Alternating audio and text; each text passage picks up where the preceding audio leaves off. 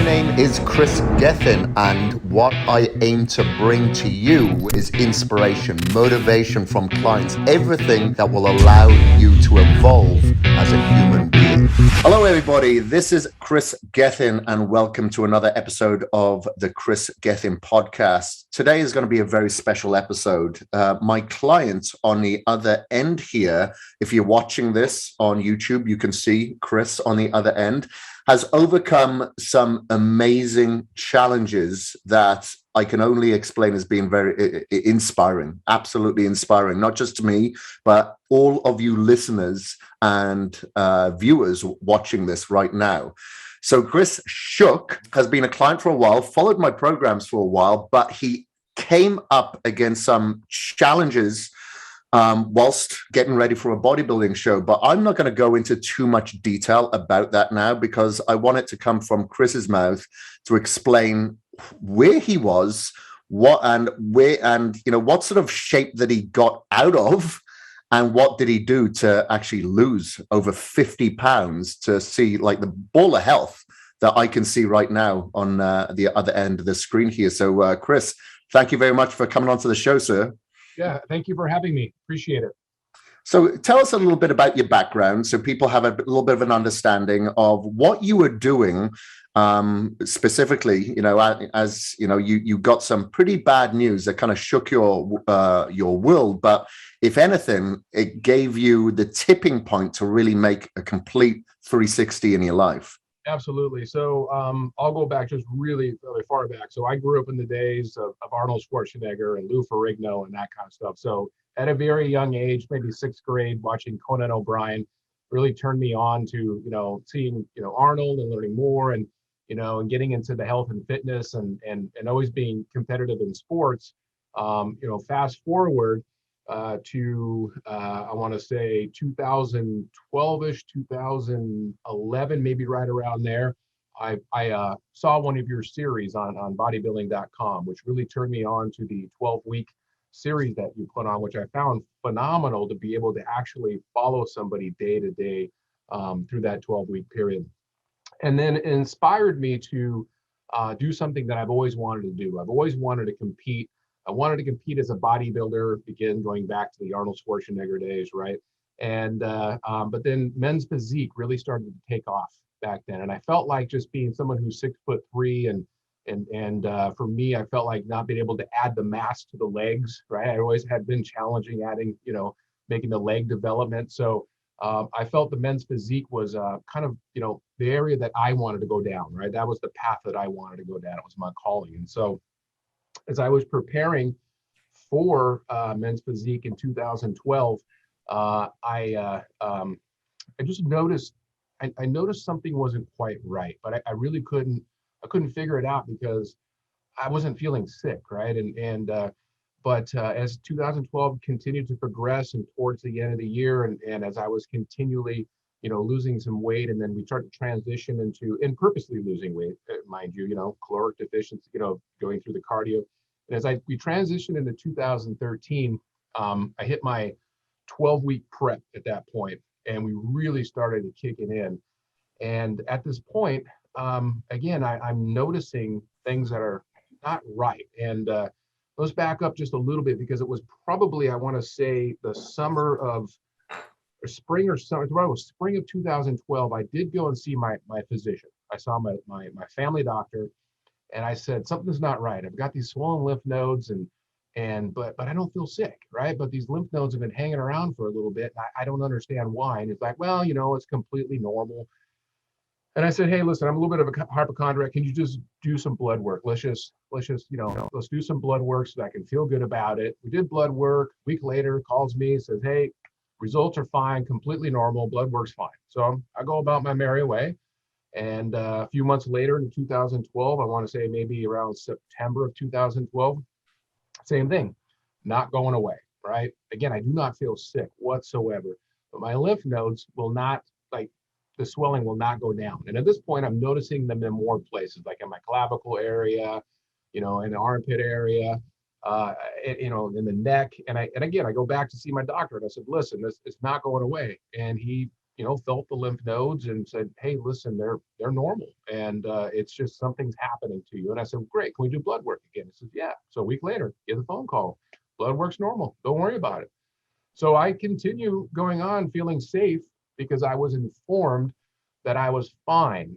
And again, now fast forward in the beginning of 2013, I'm really trimming down, right? All my subcutaneous fat's going away. And I'm like, wait a minute, why are these lymph nodes like, I mean, I can see them, I mean, all through my neck. I can see them in my lower abdominal area, the growing area. And people are like, hey, you should get that checked out. And I'm like, I'm fine. My doctor says I'm fine, right? And I just kept thinking maybe it's the public water I was drinking, or maybe it was the new cologne I got that I'm having an allergic reaction to. So I'm more joking about it, telling people that it's nothing, because I had faith that that I was seeking, I was going out. Where most people are afraid when something happens, they don't go and get checked right before it's too late. I was actually going and getting checked. I was being very persistent about wanting to find out what was wrong, but at the exact same time, never felt sick. So we get into about February of 2013, maybe kind of pushing more towards March, because I was preparing for my show. I was preparing for the Vancouver, All Natural Vancouver, that's down in Vancouver, Washington. And I am probably at this point at least a couple of weeks, it's about a couple of weeks away.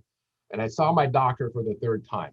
And I said, I called, and they said he was on vacation. He'll be back in a week. I said, great. Can I come in and get the blood work done so that when he gets back and I see him, that he'll have the blood work ready to go? Show up, meet with him, fills the lymph nodes, looks at the blood work, and he says, uh-oh. I'm like, what?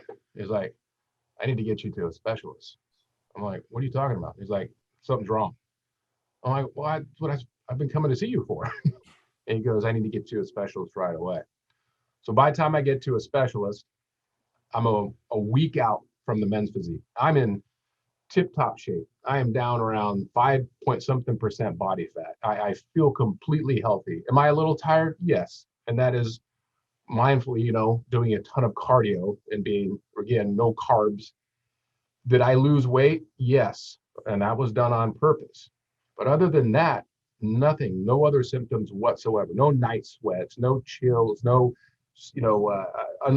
unexplained. Well, the unexplainable weight loss was there. No lack of appetite, because trust me, I was very hungry. No dry cough, no symptoms that you would think. And so when I was seeing the specialist, again, I'm joking around with him. I'm in there. I just feel so good. I look good. I feel good. And he's looking at me and he says, Kris, I'm not going to bullshit you. He goes, you've got lymphoma. And I said, what are you talking about? And he goes, you have lymphoma. And I go, no, I don't. Look at me. I'm in perfect health. I'm not even sick. He goes, you have lymphoma. And I said, how do you even know? You haven't even done any other tests on me. He goes, by your blood work and by feeling the lymph nodes, and as many lymph nodes as you have swollen right now, you have lymphoma. And, took a little bit for that to sink in. And did you know at that stage what lymphoma was? Did you know it was a form of cancer? Yeah, he said that it was a form of cancer. So it was in denial. I just couldn't. I kept saying, listen, doc, I am not sick. And he's like, you don't have to be sick. There are the group of people that will show the symptoms and the signs, and there's a group of people that will not show any symptoms or signs. And I fell on that. And I got to thinking that, I asked the question, I said, what if I was somebody that was overweight and I couldn't see the lymph nodes in the sense that I could see them, being that slim, that trimmed down. And I had asked my oncologist that a little bit later. My oncologist said I would have been dead in 9 months, at the progression, that how fast it was growing. And so I, at that moment, I asked him, he's like, we have to get you into surgery right away. We need to get a pathology, some work done on you, which is this big scar on the side of my neck. And I said, well, wait a minute. I've got a show I've got to do. I got a show in 1 week. I said, I've worked my ass off, man. I don't think you understand, like the mental, like everything that's involved in all the posing and And he's like, looks at me and he goes, "What's more important, Kris? Is it the show or your life?" And I'm like, "Well, of course, it's my life, man." He goes, "Great, we got to get you in." So sure enough, go in, take out the lymph node. Takes a week to get the pathology reports back. I go to meet with him. And at this point, it sunk in with me where I'm like, okay, I'm going in to see him. He's going to give me the news. I have lymphoma. So I've already accepted the fact, right, walking in to see the doctor, that I was going to be told that. The problem was, as I went to go see him, I made eye contact with his nurse. And his nurse looked at me and she looked straight at the floor. And at that moment, I knew something wasn't right, because she would not make eye contact with me moving forward. And then when they called me back, he came in and he knew my parents. He came in and he would not make eye contact with me. And he looked as white as a ghost. And I'm thinking to myself, this is not going to be good. And finally, he just got to the chase. Said, "Kris, I'm going to tell you," he's like, "Not only do you have lymphoma, but you have two kinds, and one of them doesn't look good at all." And that's that moment that you see in the movies where everything just goes silent and you can see the mouth moving, but you can't hear anything. And I remember walking over to the window and I'm looking outside, and just like everything just went, like I said, it went silent. And it took a little bit for me to process. And then I kind of had to come back around and listen to them and figure out like what the next steps were. And I probably got 2 steps from the outside door before I just lost it, right? I just lost it. Crying, just didn't know what to do, and sat in my car and ended up on Google for probably an hour, which was the wrong thing to do, to go to Google and try and diagnose yourself and figure out what kind of cancer it might be, because the results that you see on Google just they're not favorable by any means. And so it's for me to hear that news, and I was 42 at the time, so this is now going to be going on 10 years here real soon, that I'm going to be reliving. And in fact, we're at about the 10-year mark right now, 9-year mark right now when all this started to happen.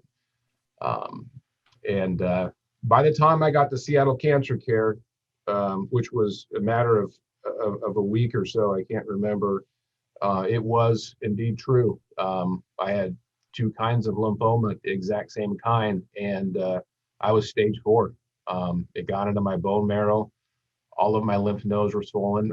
Were full of cancer, and to be told you're stage 4 cancer. And at that moment, I said, I just want to hear this one time, and one time only. What is my odds?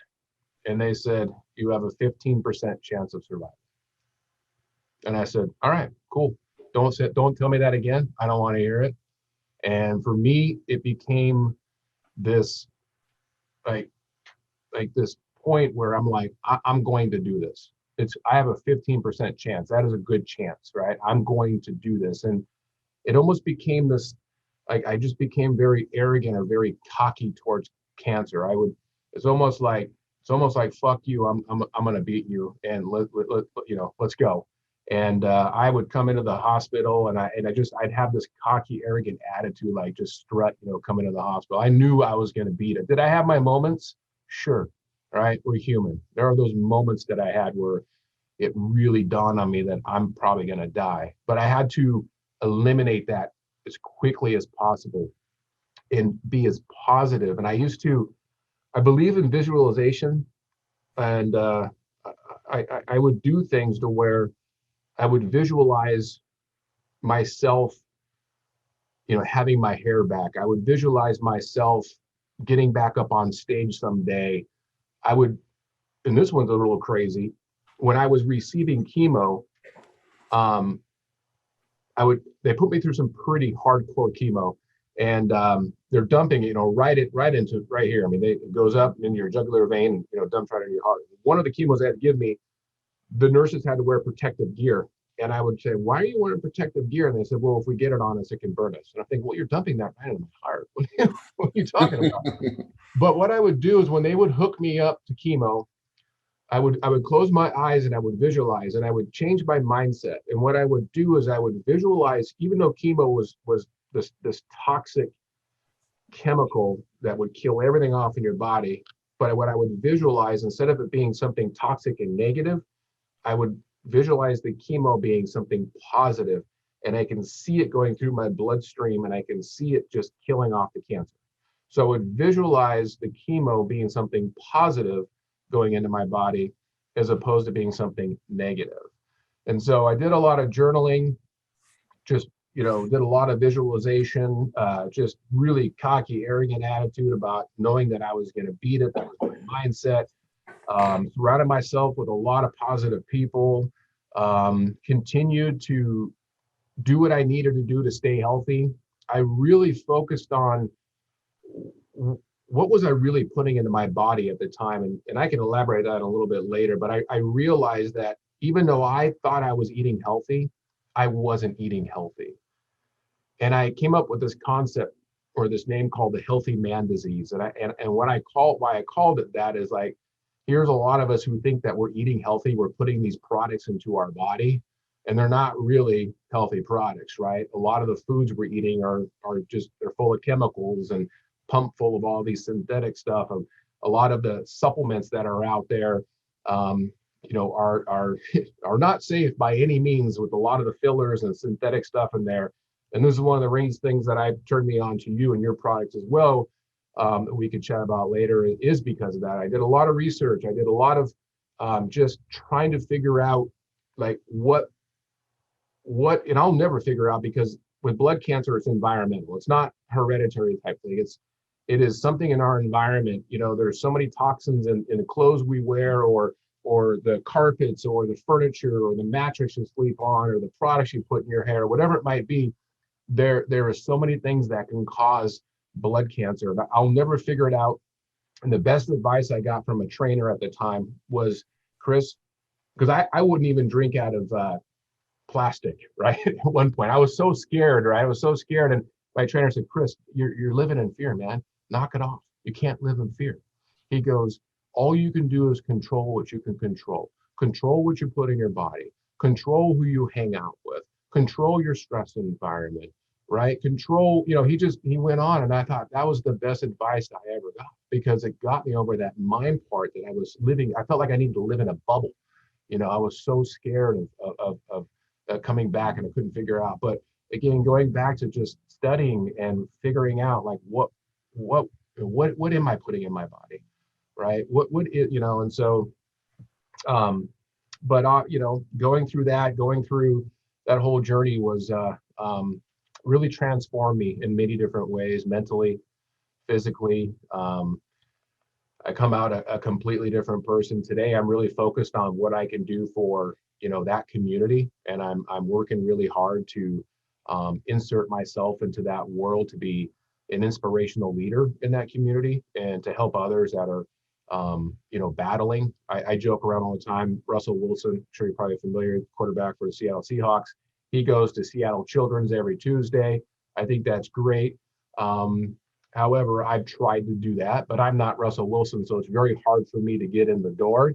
But what I am is I'm a cancer survivor, and I can sit down with those people because I've gone to battle with them, right? I know I've been in the same battle they have. And so I'm trying to find ways to be able to volunteer my time, to be able to be an inspiration. I think I was left here for a reason, and the reason I beat it, the reason why I'm here today, is to be an inspiration, to be a leader in that community for those people that are battling, and maybe the people that we all know. And I know this is something you can edit out, and I don't mean to bring this up personally, but I know your father. I don't know your father, but I know your father battled cancer. I remember you sharing a story one time, right? And we all know somebody who either had it, or has it, or either some of that person, right? We're all affected by cancer in one way or another. And I'm just trying to figure out a way to be more of an advocate, to where I can share again my story and talk about a lot of the things that are happening in our world, and how to distress, especially being able to be a full-time father. And not only am I a father, I'm also a grandfather, believe it or not. I'm a grandpa. So that's unbelievable. Because what are you now, 50? I'll be 52 here in April. 52. Anybody that is listening to this on the podcast, please go over to my YouTube channel and take a look at Kris here, because you look like you're in your 30s, man. Yeah. Like, you do look like a ball of health. And the one thing that I wanted to ask is, you had a couple of blood tests and it kept coming back negative. Was there something there in the blood that they just were missing, or that it only came and reared itself, in your blood, like a year later or some months later after you'd seen, the swollen lymph nodes? Sure. So that was a question I did ask. When I got to Seattle Cancer Care, I was like, well, why didn't they catch this? And they looked at it and they said, listen, Kris, when you're going to your family doctor, their threshold of, I guess, the window is much bigger, right? And so they're not looking at all the different things. So they have a much bigger window, to where when I went to Seattle Cancer Care and they do blood work, that's their one thing up there. Like the doctors that I had, their one focus is the blood cancer, right? So they look at more SNPs. Correct. And they're looking at more blood work and type of blood work, where again, at the family doctor, it's just running a generic blood work, run it through, and hey, you're good. When they looked at it and said, yeah, we could have identified this a little bit sooner, right? And, rightfully so, my mom wanted me to, my mom's like, you need to sue. And I'm like, listen, Mom, I don't need to do that. I have to focus my energy on me right now. I will probably not be here in a year. So in order for me to be here and outlive this, and I have to focus on this. I cannot focus on putting energy into something that's just going to create stress and anxiety and be a cancer feeder. And that's some of the biggest things that my doctors, my oncologists, talk to me about, is constantly is about stress and about sleep. And if you know them and you read my reports that I just so everyone knows, I love accountability, right? So every week I have to be accountable to you, and I struggle with sleep still to this day, and I know a lot of it has to do. I'm a very driven person. I have a very high drive. I can't sit still. I've got to be on the go. I've got to have all these different projects going on in my life, and that's just the way I'm wired. But I now monitor my sleep a lot more, and I wear one of those rings that you told me to buy, and I'm more focused and yeah, exactly. And I'm more focused on figuring out how am I going to, be able to get that, because you have the REM and the deep. And for some reason, I'll get the REM, but I won't get the deep, or I'll get the deep, but I won't get the REM. And I'm trying to okay, how can I get both, right? How can I just maximize this opportunity? Even though I only sleep like 6 hours a night, how can I capitalize on trying to get that deepest sleep possible? Because it never really hit me how important it was. The doctors kept telling me over and over and over, Kris, you have to get your sleep. You have to get your sleep. Until I started listening to you more about the biohacking and those types of things, that I started really looking into it more and realizing, man, I really need to get this deep sleep. I didn't realize the benefit and the healing powers that it has, right? So yeah, it's funny. People will always look to, let's say, just from a physical aspect or a performance result, they'll always look to a pre-workout or look to carb loading in the morning, as opposed to their recovery. And your recovery dictates your performance, whether that be from a mental health or performance base. So you don't recover, you're not going to perform, and you're not going to be healthy. You're not going to have the immunity bolstered as you possibly could do if you don't recover. And sleep is obviously the main portion of that. So I think it's great that you're trying to help people and create a little bit more of an understanding and awareness about this cause, because as you so rightfully said, had you not been in incredible shape, somebody could be going on, if they're overweight, they're obese, and then just not going to know because you felt absolutely fine. So just, we don't have to spend too much time on this. Would you suggest then people go to a specialist to get their blood work done? And can they do that without getting a referral from a doctor? Because if a general practitioner is doing a blood work and going, yeah, you're okay, what does somebody do? Yeah, I think something I talk to a lot of people about is that, your intuition is so powerful. And if we know our bodies better than, and so if you feel like something's wrong, even though you don't feel sick, if you feel like something is wrong, it just doesn't feel right, and you're not getting the answers from the doctor that you're going to, then go see somebody else.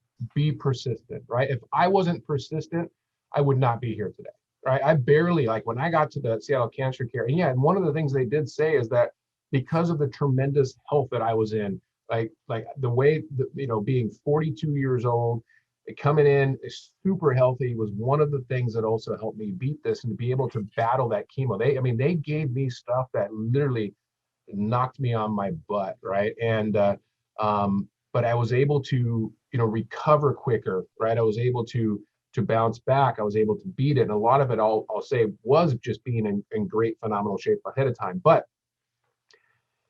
yes, and I don't know too much about it, but blood work, I know that you can go get done. I know that you can go down to the local labs. I've done it before, and I just go get tested for stuff like if I want to get my testosterone tested, or if I want to get my cholesterol levels checked. Those types of things, I know you could just go down to and get it done. There's different companies that are out there that will do that. However, when it comes to something such as cancer and those types of things, I think that I'll just reflect back to what I just said, is that you're not getting the answers, you're not getting the results, something's not right. Do whatever you need to do to get to a place like Seattle Cancer Care. I have come across so many people in the last 9 years that have come to me and said, I just found out that I have cancer, or something's not right. And I tell them, I said, I know people at Seattle Cancer Care. This is where you need to go. I'm going to figure out a way to get you up there. I have a little bit of pull up there because Fred Hutch, who's also, so you have Fred Hutch, UW, and Seattle Cancer Care are all together. And even Fred Hutch has been working on trying to figure out to do a story on me because of everything that's happened, that what I went through, and because of me being such a, I guess they want to say it, a success story, right? Because they deal so much with people that end up, losing their lives, that they want to be able to find somebody who has gone through what I went through and who's gone on to live a normal life or gone on to have a successful life. And they want my story as well. So it's something that I'm trying to work on with Fred Hutch right now. We're trying to figure out those logistics and figuring out what we can do to where I can start contributing more of my time, again, to be an inspiration and help people that because I'll say this, like when you're told that you have cancer or any other serious disease, you don't know what to do next. You don't know where to go. I didn't even know Seattle Cancer Care existed. I drove by it 1,000 times in my life and I never even knew it was there. And so people need answers. They need somebody who they can lean on to be able to help guide them or hold their hand or pull them into somewhere to get them going with it, because you feel completely lost. You're just basically you don't know what to do. And so being more of that advocate is something that's important to me. Yeah, and I applaud you for that. And obviously what has worked in your power as well is just having that mental tenacity of just inviting positivity. Even though you were given like a 15% chance, people could go, okay, well, I'm done for. I just finished reading a book by Viktor Frankl, who was one of the prisoners of war in a concentration camp. And in there, he explains the power of purpose, because they could pretty much calculate to the hour when someone was going to die because they'd given up purpose. So his job, well, it wasn't his official job, but what he did was speak to people that had kind of given up and try to figure out what was their purpose, what was unique about them. One of them was a doctor and he'd finished 12 chapters of a book and only he could finish it. Another person had a daughter and a wife waiting for him in Austria. And then he was able to create the purpose within them, which allowed them to live through that concentration camp, through that quote unquote hell. So there's so much power within that, and how it can change the molecular structure of the trillions of cells in your body to, like you said, bolster immune system. Like, what is the biggest killer in society today? It's heart disease, and a lot of it is from mental stress that we put upon ourselves. So there's a lot that goes with that. So now you said you've come out and you have a new purpose of creating yourself as a ball of health with positivity as well. So then a little bit later you put on a lot of weight. And did you feel that this weight was purposely put on, or did you lose your way somewhere along the lines? where you'd actually blown up to like over 50 pounds heavier compared to what you are now. Sure. So yeah, oftentimes, I think it's kind of it's a blessing and a curse sometimes with what I have. And I think you could relate to this with maybe, a lot of people this way, where I can add weight really fast and I can drop weight really fast. Right. It's just, I think there's that muscle memory thing as well, where it remembers, like, if you don't eat right, or you don't do things, you'll balloon back up. But then again, if you do the right things, your body will remember to go back to where it is, like where I'm at today. And so, you know, going back to when I was battling cancer, that's when it was the 6 or 8 months before I found out I had cancer is when I started the company. My wife and I had started the company. And so, you have to put a lot of hard work in. There's a lot of hours, right? We all understand that how fast, businesses can fail in the first year or the first 5 years. And so I often find myself from time to time getting so overwhelmed with work that I figure, okay, well, what can I replace? Like, okay, I could only do so many hours in a day of work. Well, I'm going to the gym. I get up at 4:30. I go to the gym at 5:30. So, well, I guess instead of going to the gym, I'm going to start coming into the office at 6:30, right? So then you end up replacing your gym time. And then next thing you know, once you eliminate that gym time or that time to kind of feel healthy, the next thing you know, you're making poor choices on what you put in your mouth, right? And when you make those poor choices, and the next thing you know, you don't really notice it until someone like shows a picture of you, and then you see that picture, like, oh God, I really look like that right now, right? And so yes, over the years, I tried to. It was 2 years after beating cancer, I started preparing to do the show again. So I was preparing, I was going through it. I ended up getting pneumonia so bad that it put me in the hospital, and my immune system just wasn't ready to go through that pounding of that, the rigorous, going through what I had to go through to prepare to train to go do a show again. So then I put it back on hold, and then I kept telling myself I was going to do it, and then work gets in the way, new kids get in the way, and you start to find excuses. And it was, and of course, everyone talks about COVID, right? COVID being that thing. And so it was probably, I want to say about 6 months ago, my 6-year-old says, "Dad, what happened to your abs? Where are you?" And it was that moment that I went, man, I know he's being, kids, but it hit me at that moment. And I realized, and I see a picture, I'm like, oh my God, I've gone back up to that 250 mark. I'm sitting around that 250 mark again. This is just not healthy. I can't do this. And then I get the fear of getting cancer, all that kind of stuff starts to set in. And I just realized, you know what, I'm the type of person that needs accountability in my life. I have an accountability coach for my business. I have other mentors. And I know that when I hire somebody to hold me accountable to my fitness regimen, I don't like to let people down. I don't like to let myself down. So that's when I saw you post something about the 6-month biohacking. And for me, the biohacking thing and what you explained about it really resonated with me, because I live in fear every single day that my cancer is coming back. Because again, I am told that I have an incurable cancer called follicular lymphoma. Okay, they say, Kris, we're going to have to monitor you for the rest of your life. You don't get the graduation cap at 5 years, and we see you later. You're coming back every single year for the rest of your life, buddy. And we're gonna check on you. We're gonna make sure that if that follicular lymphoma rears its ugly head, we're gonna nip it in the butt right away. So I live in fear. I live in fear that I'm not gonna see my kids grow up. I live in fear that I won't see them graduate. I live in fear that I won't see them get married someday. So it was kind of that checkpoint watching that video you posted on Instagram, and I thought, man, I really need to focus on these biohacking tips, not just getting myself back into shape, which is the goal, but what can I do for the longevity of my life? Again, I'm going to be 52 years old here soon, and they say the average man's lifespan is like 72 or 77. I can't remember. It's like right around there. And I think about that.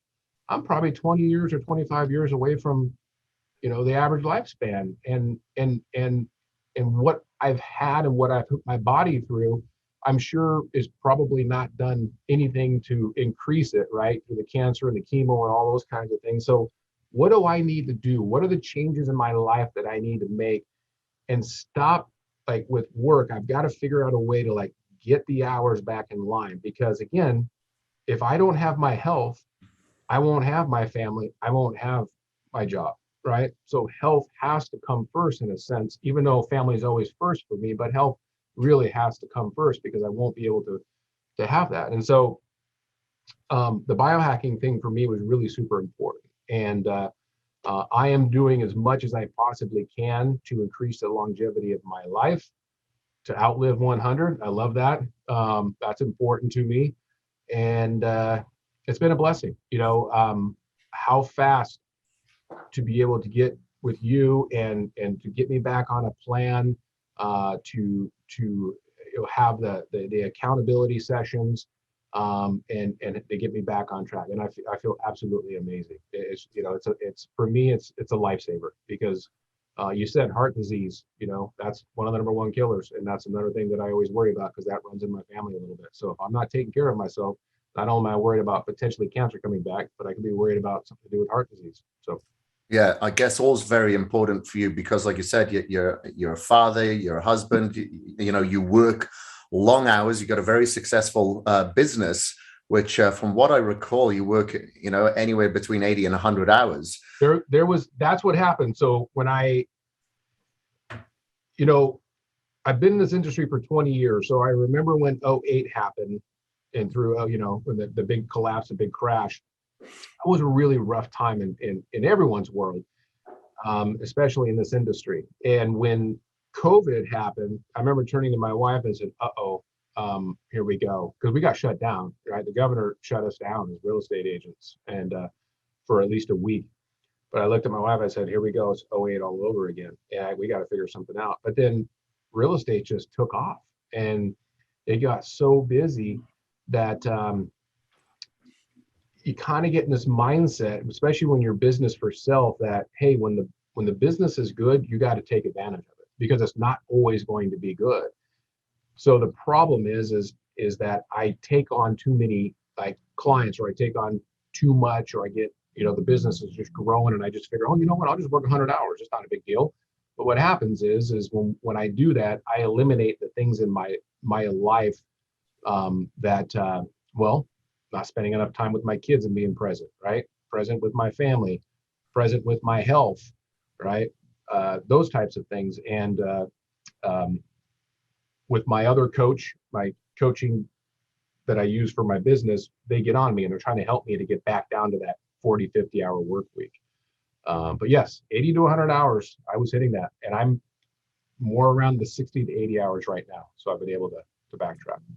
So it goes to show that you still can manage your time and Oh, be a family man, be a successful businessman, but food prep, make sure that you're exactly. getting your cardio, your workouts done. And on top of that, the thing that actually we didn't mention is that you signed up for the 6-month biohacking Correct. protocol. Correct. And, I'm looking at you now. Obviously, I get your pictures and everything, but you look like so healthy. Have you noticed a difference on this plan with the biohacking protocol in regards to how you look and how you feel, as opposed to just a traditional diet, as it were? Yes, I do. You know, you're right. You have the typical diet, the typical plan, which, I've always been a part of for a long time, like, in and out, in and out. But what I noticed different on this one is the focus on the other little things, like, for example, the ice bath, which I do cryotherapy instead, right? Focusing on red light therapy, focusing on as much as I can. And this is my biggest challenge still today, is the blue light, right? Eliminating blue light, because again, my business is so demanding that there are times where I am working late and, I'm in front of computers or my phone. But I'm really focused on that blue light. More stretching, taking walks after meals, right? Um, I just notice a difference in the way I feel. I feel more alive. I feel I have way more energy. Um, and again, living this busy lifestyle that I have. And again, it starts at 4:30 in the morning and I'm on the go till probably 10 or 10:30 at night. And to be able to have the energy and to be able to get through my days is been such a big difference with being on this plan, right? All those little things that I'm doing really add up, and just I don't know. For me, I feel like a completely different person. I feel like I have the energy levels of when I was 20 years old. If that, you know, I really do, and a lot of it has to do with the biohacking. It's not just your meal prep. It's not just doing cardio. It's not just lifting weight. There are so many other things that are involved that make such a significant difference in the way I feel today. Yeah, that's awesome. The devil's definitely in the details. Of course, yeah, you can get your macros and making sure that you are feeding yourself with, which you've been doing with like grass-fed, humane-raised, organic, trying to stay away from the antibiotics, the glyphosate, the heavy metal contaminants, etc. But making sure that you're doing the things like, you're getting out in the open air, you're getting sunshine, if not the sunshine, the red light therapy, so you're getting that vitamin D, which is a hormone, which is great for, your bolstering your immunity. And obviously, if you feel good, if your immune system feels stronger, your mitochondria is being fed, then you're going to perform and look better anyway as a side effect. Unfortunately, we're always chasing like it is the abs or the pecs, but we need to be working our lifeline muscles, our soul muscles, as it were, in order for the exterior to show itself in a healthy way, because this isn't just a 12-week program or a 6-month program. It is a lifestyle. And, you more than anybody have to have that accountability to make this a lifestyle, not just for yourself, but, your family as well. So, for people out there listening to this, let's say they've been getting ready for a bodybuilding show, or they're just dieting down just to look good and lose body fat. What do you say to those people that should possibly take a more of an inwards perspective of what health and fitness really is? Because, we spoke about the supplements, or you brought it up a little bit earlier. Yeah. That's the wild, wild west. The CBD world is like the wild, wild west, because we know that they're supposed to be healthy. However, there is a disconnect between health and performance, unfortunately, a lot in our worlds. So I was just wondering what your advice is to people, especially youngsters out there that are just looking at getting six-pack, as opposed to looking at what they're really putting in their body, as opposed to a macro, as opposed to a healthy macro. I think for me, there is a lot more than just the six-pack. It's great to have that back now. It does feel good, right? I admit to that, but there's so much more. Like you said earlier in the podcast, that on the outside, I when I didn't know the cancer was there. On the outside, I looked completely healthy, but on the inside, something wasn't right. And it's so important, I think, today to really look at a lot more like mental health. I mean, that's one thing that a lot of people don't take in. I see a counselor every 3 weeks, just for the fact of having to deal with the fear of cancer coming back. It took my oncologist a long time, because I was like, I don't want to see a counselor. I don't need to see a counselor. It took probably 5 years before them to convince me to really focus on the mental health. The spirituality type of stuff, and the meditation, right, is something that is how important that is, to be able to take that time and focus on your deep breathing. I've been turned on to Wim Hof over the last 6 months, and trying to learn some of that breathing techniques, and as well as that guy's just crazy about being in the cold. So I know you like to take your ice baths, and that guy is just on another level. But doing all those little things, that, like you said, the vitamin D is so, again, that's something that the oncologists tell me that is so critical. They're making sure that I'm getting enough vitamin D, because of the studies that prove the link that a lack of vitamin D can lead to cancers and those types of things. So supplementation can only go so far. I do supplement like a lot of things, but it's the other things that you need to do. You do need to get out and get that sunlight. I remember you saying, make sure you get 10 minutes of sunlight every day. I'm like, well, I live in Seattle. It's a little hard. The Seattle area, it's a little challenging a lot of times, but by the little teeny red light therapy thing. I mean, that's another way to be able to, to not have an excuse of not being able to do it, to be able to find something that can do it. I know they're a little spendy, but they have different sizes and all that. But I think for younger generation today is that I know, social media is, I mean, when I was in my 20s, you and I both know we didn't have social media. We didn't have the presence that there is today. We looked at muscle building magazines is what we had. That was what we looked at, all kind of stuff. And so I still think there's the fakeness that's out there. Is, there's so much of it on social media. There's so much of it to where people still kind of like have to do this or do that, or there's so easy to get sucked into buying something that says it's going to do something for you, but there's no way in hell it's going to do what it says it's going to do. And it's probably just full of chemicals and fillers because they want to put cheap stuff in there and sell it and have their profit margins be super huge. And I think people just need to realize that the biohacking stuff is something that I think people just need to kind of go back into. Is in listening to when you disappeared for 10 days, and I can't remember the name of the place you went to, or the Vipassana, yes. Vipassana silent retreat. I remember when you were signing off, and I was so excited the 10 days later to hear your experience with that, because I too, deal with, in fact, you texted something, not texted, I'm sorry, you posted something that really resonated with me. And I think you probably, I'm sure you remember this. And it was some frustrations you had. You said, disconnecting from my phone, books, notebooks, speech, eye contact, intense exercise, that's what you're going to be doing. But, and it came down to where, my addiction to work is good in some respect. I'm a high achiever, but it also dumps too much dopamine, putting me in constant stress, fear, symptomatic state, which can severely affect potential cortex. When I started reading that, I was like, oh my God, that's me.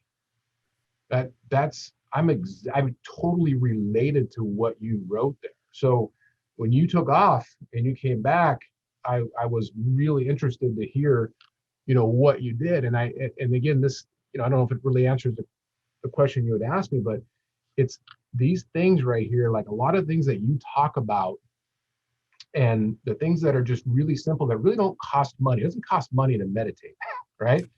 It doesn't cost money to go outside and get 10 minutes of sun. It doesn't cost money to go take 5 minutes to walk after eating a meal, right? There's a lot of little things that we can do for ourselves instead of, trying to find the quick fix or the easy button. I tell this to my sales team all the time.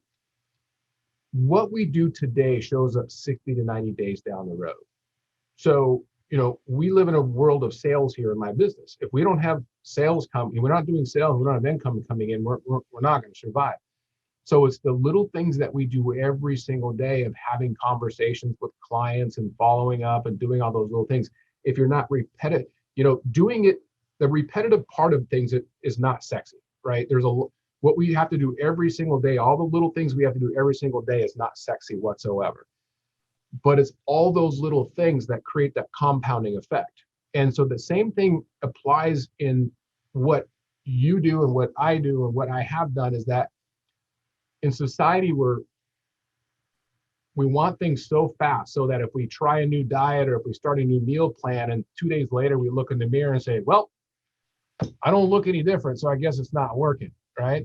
So again, it's that same mindset of that what you do today will show up 69 days down the road. And it just have to be consistent. You have to do it every single day. And if you could do that every single day, you're going to have success no matter what you do. Whether it's health, whether it's selling real estate, or you're making widgets for a living, I don't know, right? It's going to.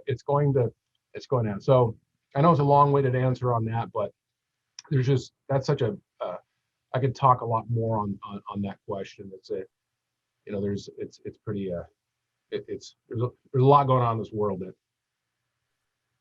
I Yeah. like to say. And well, you're right, though. It is the consistency is key because we are emotionally charged beings. You know, if we've had a good day, great, everything's fine. If we've had a bad day or some sort of interruption within our life, then sometimes we can become emotionally charged.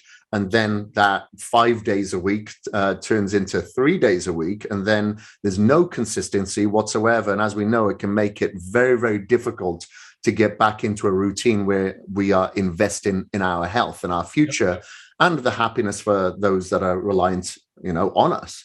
Yeah. So, look, this has been a phenomenal interview. I really, really appreciate your time, Kris, because I know that you are a very busy individual. And in saying that, what if people want to reach out to you and maybe there's somebody out there that's dealing with some sort of struggle that may be similar to one of the elements that you've had to deal with?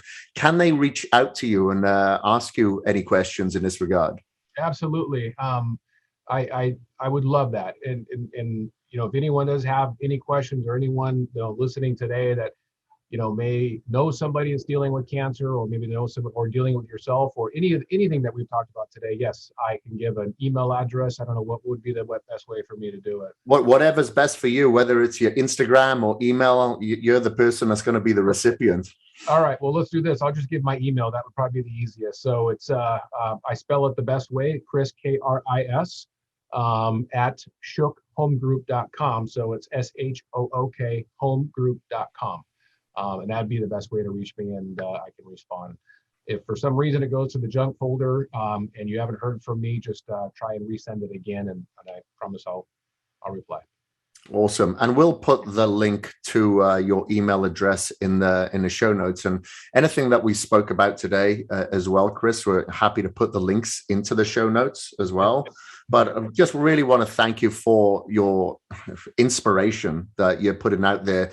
It inspires me, really, really does, to see people that go through these sort of challenges and just have such a positive mindset to continue. And obviously we're a crowd source of inspiration, and you're inspiring so many people at this time. So thank you very much, Kris. Thank you so much. I appreciate it. Thank you for your time today. All right. Thank you. Okay, everybody. That is from myself, Kris, and Kris. And this is the Kris Gethin podcast. Until next time, we are out. Thank you ever so much for listening. My name is Kris Gethin, and I am out.